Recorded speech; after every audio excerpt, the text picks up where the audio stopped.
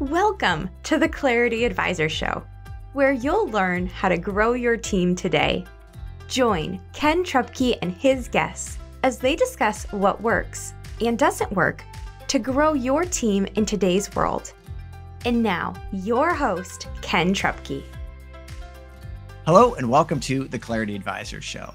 Artificial intelligence, or AI, is a very hot topic right now. And 2 years ago, my guest today, Krystal Parker, wrote The Best Robot Wins, which, among other topics, touched on the coming wave of AI and its potential benefits and disruptions in the workplace. The last time we talked to Krystal, she was also the president of the Central Florida Christian Chamber of Commerce, and she has since moved on to become the president of the United States Christian Chamber of Commerce. So, still residing in sunny Central Florida, please welcome Krystal Parker. Krystal, welcome to the show. Thanks so much, Ken. Happy to be here. All right. So before we get into AI, I want to talk about that move from the Central Florida Christian Chamber to the United States Christian Chamber. Tell me about that. Well, it was an interesting ride. I was really straddling the fence. I knew that the U.S. Christian Chamber of Commerce was something that was coming and in need of for our nation. But I was still running Central Florida Christian Chamber of Commerce, and I really felt divided. I couldn't get focused on one thing or the other. And it was just really clear that we needed to bring in leaders for Central Florida Christian Chamber of Commerce, bifurcate the companies, and release and launch the U.S. Christian Chamber of Commerce. And it wasn't just any type of leader that I was looking for specific for this role in Central Florida. We really need somebody in that role that was entrepreneurial, obviously kingdom-minded, that had a heart to serve others, creative, and courageous. So when the Lord brought those leaders, and it's a husband and wife team, no kidding, their last name is Heavens or Heaven, and they are heavenly, no doubt. But they are the right leaders to really take Central Florida to that next step. And I'm off and running with the U.S. Christian Chamber of Commerce. It has been a ride.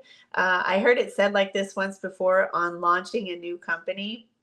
It really is like a rocket ship trying to get off of the ground. And when you think about that, and of course we are in Central Florida, so we do get to see rockets launch.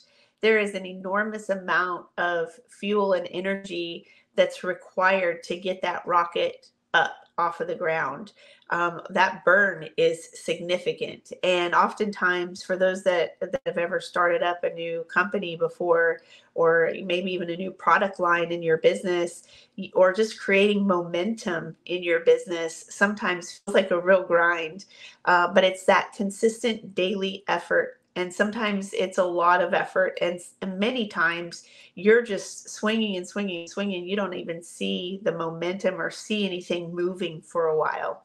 But I am happy to tell you, Ken, that, since June, when we made our official launch, we have seen a lot of wins. We've helped launch a couple of Christian Chambers of Commerce, one up in Northeast Florida and Jacksonville area, one out in West Ohio. We formed the Christian Chamber Coalition, and we've grown our membership. We've got founding members and new members coming in and launching our expo. So there's just so much excitement and neat things happening.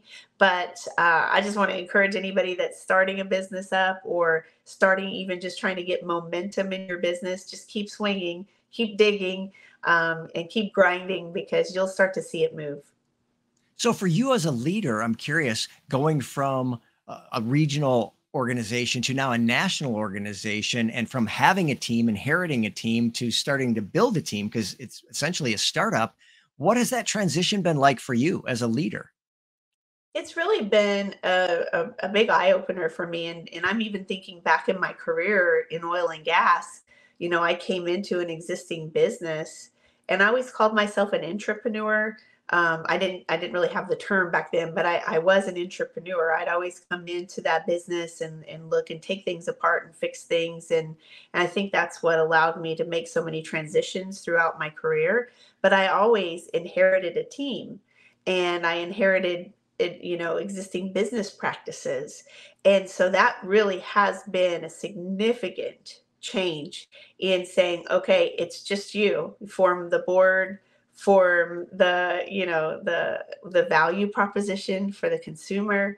You've got to build your websites. You've got to get all of these, foundational things in place. And it's really been an education on an absolute startup from scratch business with a national reach. It's, one of the things I guess I would just, piece of advice, something I've learned is that even though you're the one responsible, don't try to do it alone.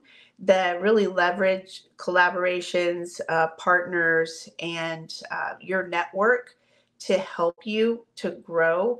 And so that's why right away I put in a board. It's a small board at first, so we're growing that, and a team around me. So if you look on the website and on our About Us section, you're going to see several people on that team, because even though you might be the leader, you certainly don't want to try to do it alone.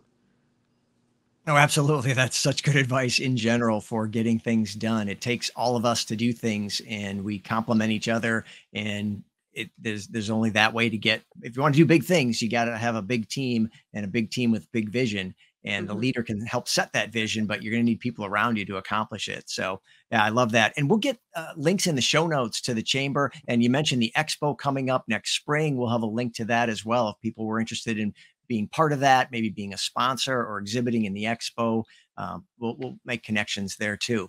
All right. So AI. So way before ChatGPT was a common thing that everyone used, you wrote this book, which touched on AI. So what were you seeing 2 years ago that prompted the book, The Best Robot Wins? And then how has that evolved into how your thinking is now?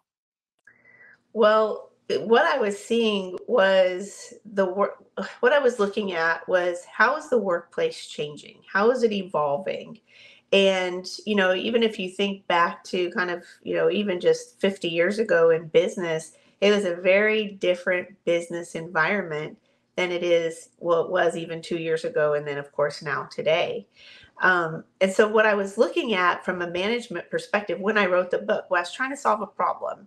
And the problem was that if we have more tools to doing business, then why are businesses failing faster than they've ever failed before? And what is causing that and driving that?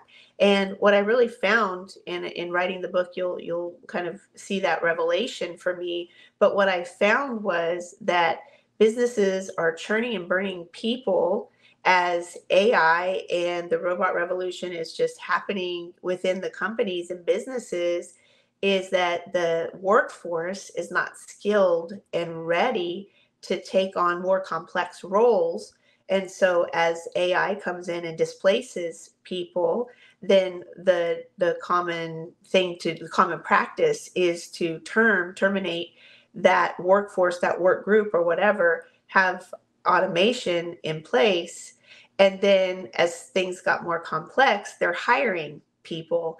And when you do that with replacement costs, opportunity costs to replacing and refiring a workplace, there was disengagement, there was a lack of trust in the workplace. And so as I was looking at that, I was seeing that that all being driven by technology. And that's what really prompted me to kind of look at the fact that there's no disaggregate of how we're treating the human worker and the robot in the workplace, and really trying to humanize companies again, because that truly is where the greatest competitive advantage lies, is in a leader's ability to create good systems and processes so that the human worker can thrive. And I really encourage leaders and businesses to automate when possible. You absolutely should do that every time if it's possible. But the people that are there, because the human worker will never be extinct from an organization. And with that in mind, we want to have the greatest business environment so that that human can flourish. And when that human, that individual flourishes in your organization, that's where you create the competitive advantage. I always say that a chicken sandwich is just a chicken sandwich, but some do it better than others. And why is that? And they do it through great service. They do it through core values that are, engagement across the entire organization. And, it's just a chicken sandwich. All right. Well, I want to dive into some of the specifics of the things. I know you're in the middle of running a multi-week workshop on AI and culture, and I want to talk about some of the things that you talk about in that workshop and just the other elements of this and the disruptions, but also the benefits. And we'll do all that on the other side of the break. Stay with us on the Clarity Advisor Show. Is your business where you want it to be or on track to get there? Clarity Advisors helps business leaders improve communication and get your team aligned and engaged for greater success. We specialize in helping you streamline your sales and operating systems to improve efficiency and grow your profits. Call or text Ken at 616-822-2998 to have a complimentary 12-minute call to see what some clarity could do for you.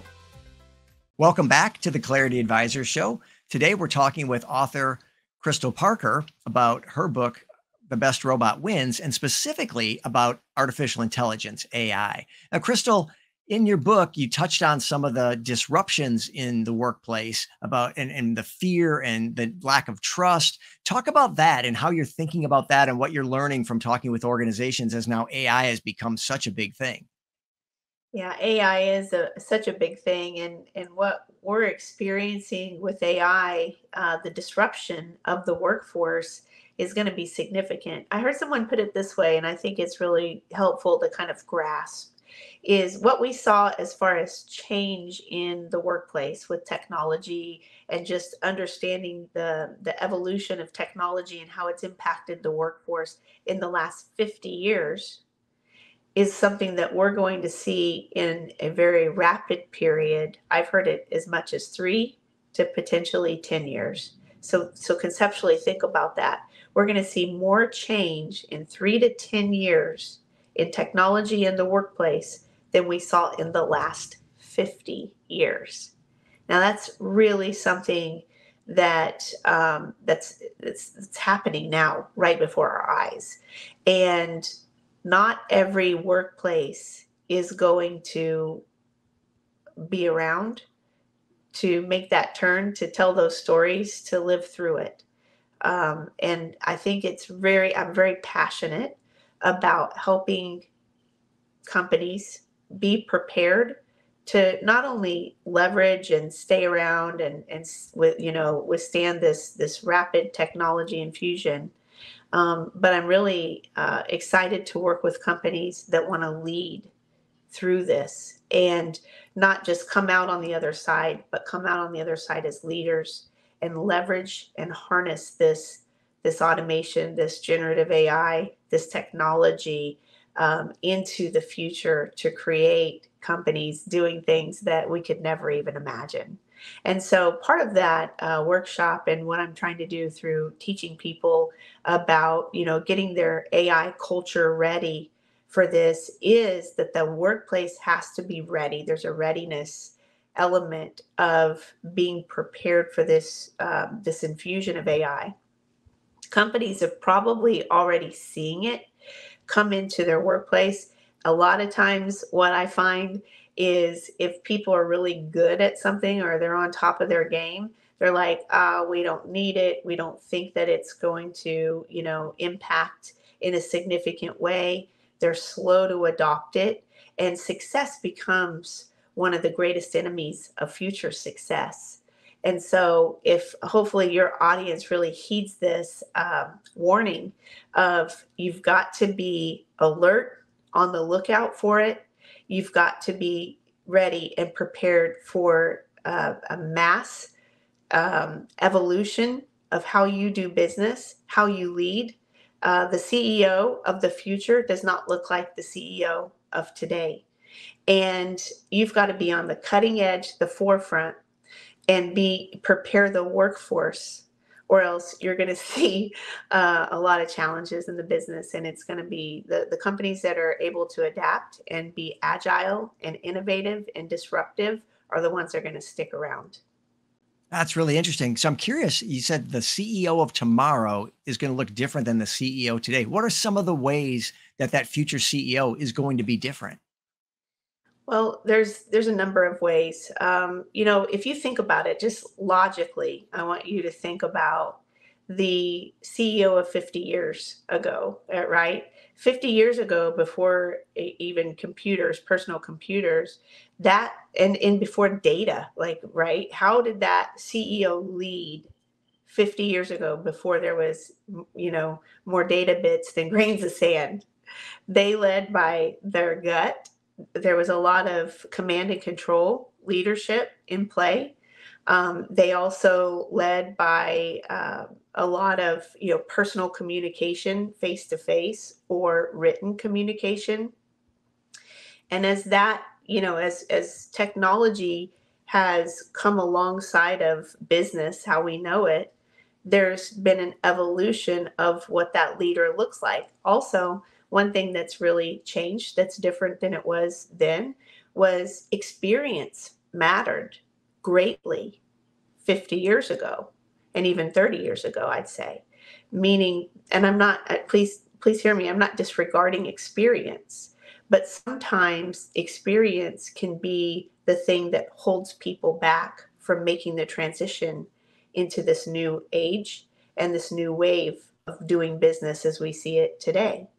So we need some, and I want to break that down a little bit as far as experience too, what I'm talking about, because we didn't have the ability, 40, 50 years ago in business to have the world at our fingertips, to be know-it-alls, if you will. Experience really mattered. And you wouldn't see a 30-some-year-old running a company, a multi-billion-dollar company. It was really based on age and seniority. And nowadays, where business is and where leaders are, there has to be more focus on empowerment, engagement, innovation, and collaboration in collaborative workforces. Command and control is gone. When communication flows from hierarchy, from the top down, it's too slow. I've heard Cotter talk about surround sound communication. I talk about it in my book. I talk about recirculation pump as it relates to the visual I got for communication. In that concept of hierarchical structure in the workplace, that's going to be archaic in this new world that we're in with technology and generative technology. I mean, Ken, we're even seeing the very first AI CEO in a rum company overseas. So we have to be willing to release what we thought or what we think it looks like, so that you can be able to adjust and lead in what the future has in store. Yeah, and the change is coming, and it's to some extent here. So people are still uncertain, and they're seeing it affect their work, but they're not sure if that's going to continue or if it's going to completely replace them. So for maybe leaders who are even themselves a little bit nervous about what things are going to look like, short of just saying, guys, the train has left the station, or the train's about to leave, we need to get on or not, but it's going, you can't, like, short of just that kind of direct, like, look, this is it, go. How does a leader bring their team along to accept and embrace this change? Accepting change is always difficult, but this feels even more compelling. Like, this is a big change that we really need to start embracing. So how do leaders who, again, themselves might be a little uncertain, how do they get their teams on board? I talk about this in my workshop, and if anybody's interested, they can go to aicultureready.com and or the best robot wins, and engage with that, because I really do get into an in-depth teaching into preparing for that. But I would say the number one thing that I'd love to share with your audience is technological fluency, meaning you leaders now need to know what, putting your head in the sand, hoping that this passes by, that it won't impact you, is not the right path. Become technologically fluent on your industry and the impact to your industry from AI. If there's things that you can adopt into your business and bring into your business, and be willing to spend money on that, and identify what your competitive advantage is and how does technology impact that. So for example, let's just say, for example, you're in manufacturing and there's new technology on the line that you can adopt and put into play that's going to help you fulfill your orders quicker. It's going to help you more accurately fulfill orders and reduce your costs. If you don't know that that technology is out there and your competitor brings it into their organization, now you're going to have more errors, less happy customers, and your expenses are going to be so high you can't compete anymore. So if you are, the one thing I would say for leaders is know what's happening in your industry and be reading, go to trade shows. That's where that collaboration and community becomes really important. Yeah, this transition feels a little bit like a transition from 30 or 40 years ago, where computers were coming into the workforce and automation was coming into the workforce. And you mentioned manufacturing. Specifically in manufacturing, we started to automate more.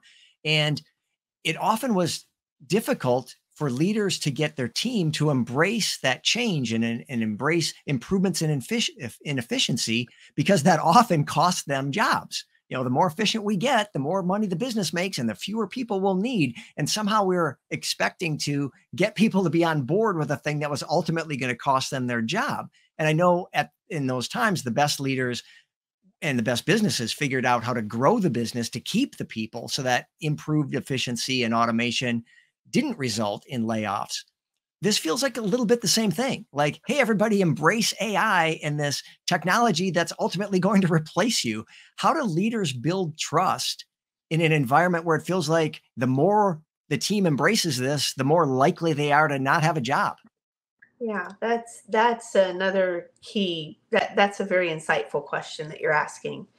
And that is part of the CEO of the future. The CEO of tomorrow is someone that is a great communicator, that understands crisis communication, has the ability to be transparent, vulnerable, honest, has a vision and can lead with that vision for the organization, and really sees people that are working with them, not for them, as ambassadors for the business, empowering people to be able to take part in this evolution of the workplace, being able to do a skills gap assessment and say, here is where there is a gap in skills. What technology am I putting in?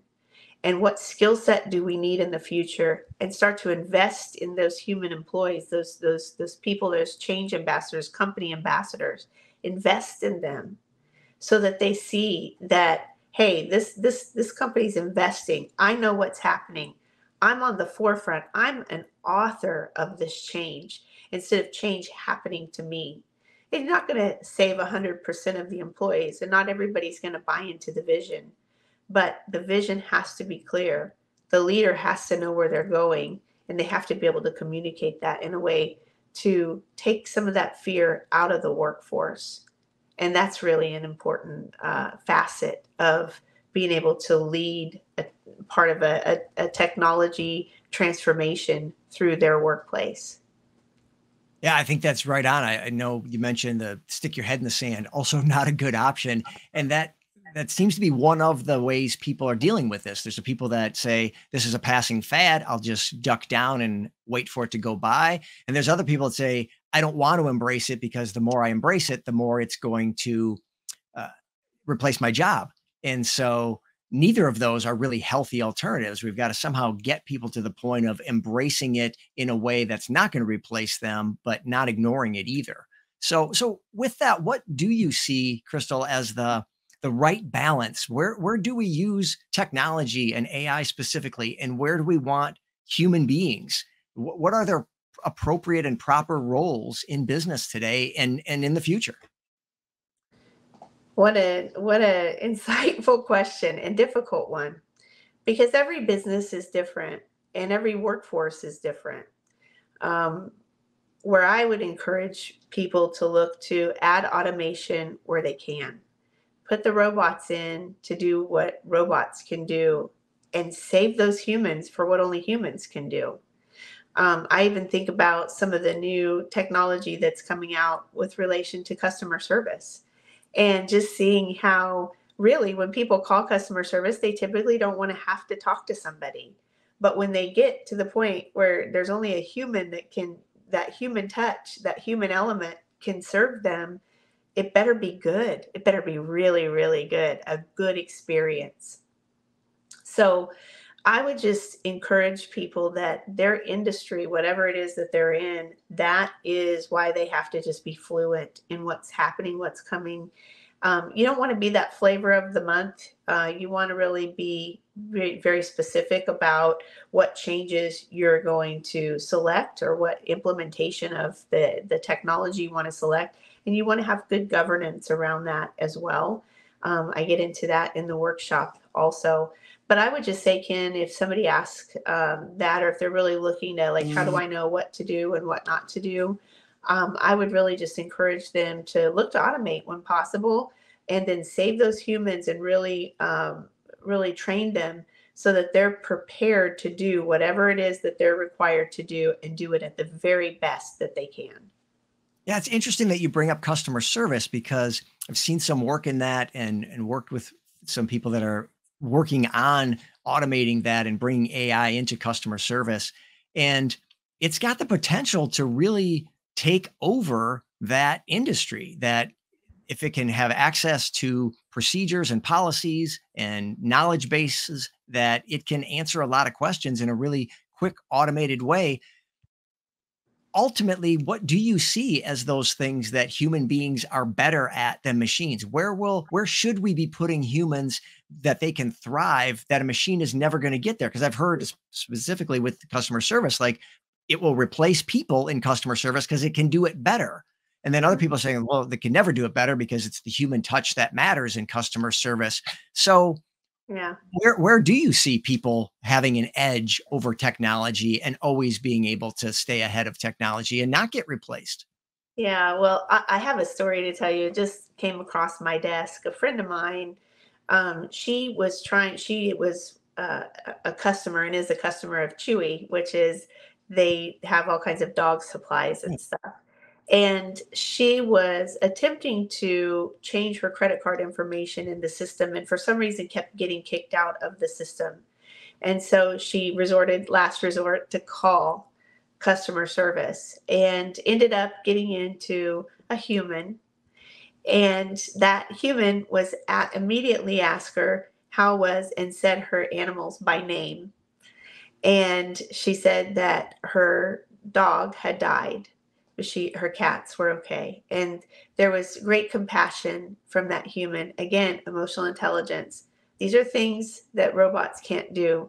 They can say, I'm sorry, and I have good conversations with my chat GPT about feelings and emotions, but that sincere, I'm sorry to hear that.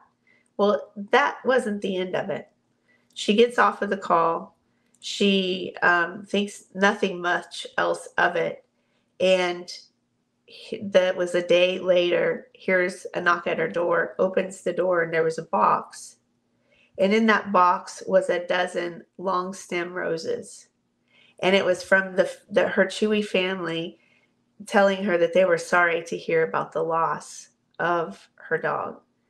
Now that's the human element, that human touch. But see what happened there. They used technology when technology wasn't working where they needed it to. That's where the human stepped in. Now, not any human can do, right?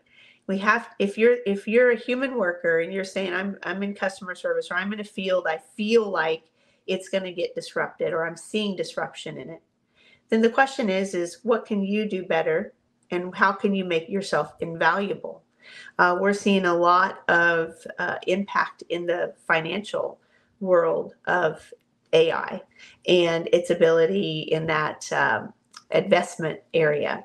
And working with a company, their competitive advantage is that they're going to provide that human touch element. And we see that with Best Buy.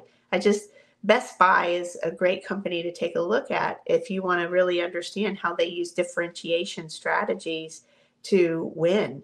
Amazon's coming in, these big box stores are closing, but yet Best Buy consistently has stayed in the game and continued to be a staple. Well, what did they do? They put in the Geek Squad. They put in human touch. And that helped them differentiate from Amazon. And they look for some really collective partnerships and strategies to collaborate with others to get people into their store. Best Buy found that if they could increase engagement, employee engagement in a single store by 1%, that was equivalent to $100,000 in hard dollars in that store. Meaning, if we can get our workforce engaged, involved in that human touch that only humans can do, then we can really see the needle move. So look to automate, look for those places that you can put automation in, and find out how you can really free up that human. Again, I talked about it in my book, free up that human to do what only the human can do. Because, I know that AI and generative AI is intelligent. It used to be that the computer was only as smart as what you were able to type into it. And now the generative AI is beyond. But what they cannot do is replace the human, the emotion, the emotional intelligence, that kind of response that only a human can have. And human mind can solve very complex problems. And I really believe that is from the Holy Spirit, and being able to, have a super intelligence that is far beyond artificial intelligence. Oh, that's so good. All right. Well, Krystal, this has been a masterclass in the current state of AI. I appreciate all the work that you've done and the reading and research that you put into it to get ready for the workshop, and just having thought about these things for years now to have put that in the book. I was so surprised when I saw the workshop and you reference quotes from the book. I'm like, I don't remember that. And I went back, and sure enough, all kinds of talk about AI in that book 2 years ago. I think it just blew past me because it wasn't such a current topic as it is now. So it's great that you've been ahead of the curve on this, and I appreciate you continuing to stay there to help us bring cultures up to speed and make sure that we don't get washed away by AI, but we embrace it and harness it in a way that's truly beneficial and helps people do what, like you said, what they can do best. So I know you're always learning and pouring into yourself so that you can lead the US Chamber and work on these workshops and AI things. What are you reading, listening to, watching, consuming these days that would be good for us to know? Well, Elijah Lowe has an incredible book right now about AI. I can't think of the name right off the top of my head, but look him up. It's Elijah Lowe. You can find it on Amazon. It's a great book on AI. I also would encourage people to read about change in the workforce. So Change, the book, and it's a great book on change. And the other thing is, one of my favorite go-to podcasts is Clarity Advisors. If you want to stay up on stuff, you got to keep watching this and subscribe to this and share this podcast, because Ken is such a humble leader and is so open to bringing in some of the experts in their industry. So this is one of them right here that I listen to. So it's such an honor to be with you today. Well, thank you so much. That was very kind. And we'll get those books in the show notes so people can find them with the links right there. So, Krystal, this has been great. Whether it be for the U.S. Christian Chamber or to talk about AI, who should reach out to you, and what's the best way for them to do that? People can find me. I'm on LinkedIn. You can go to my website, which is thebestrobotwins.com. And if you want to get my book, you can search for it and find it easily. But I'm actually in the process of working on another book, and it is related to this AI and changing the culture. So looking around December for that. So hopefully, Ken, I can come jump back in with you and share a little bit more about that. But if people want to join the U.S. Christian Chamber of Commerce and be a part of this national movement to put God right back at the center of our country, would love to connect with you as well. You can find us at uschristianchamber.com. Again, if you just reach out to me on LinkedIn, I'd be happy to connect with you there, and we'll get you in the right path. Excellent. That sounds great. Well, Krystal, we fought through some technology challenges for the last couple of weeks and a thunderstorm and pixelation and audio issues, but we made it. It was a great show. I so appreciate you staying with me and having patience and fortitude to get through all this. It's been great chatting with you as always. Appreciate your time and thank you so much. Thanks, Ken. All right. Well, with that, it brings us successfully to the end of another Clarity Advisors show. Thank you so much for joining us, and we'll see you next time. Thank you for listening to the Clarity Advisors show. Clarity Advisors is a speaking, training, and consulting firm specializing in helping you simplify your sales and operating systems to improve efficiency and grow your profits. Connect with Clarity Advisors today to learn more about how they can help you improve communication and get your team aligned and engaged for greater success.